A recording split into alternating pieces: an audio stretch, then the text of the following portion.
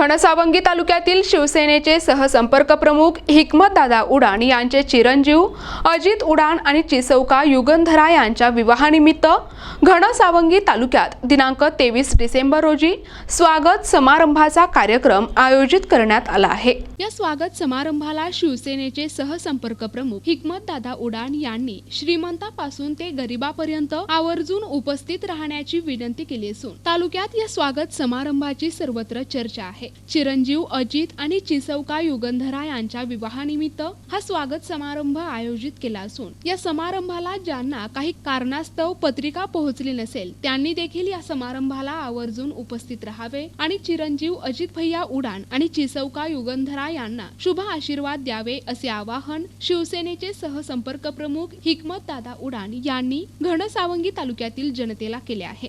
प्रतिनिधी Santosh Talpe, NTV news Marathi, Ghansawangi, Jalna.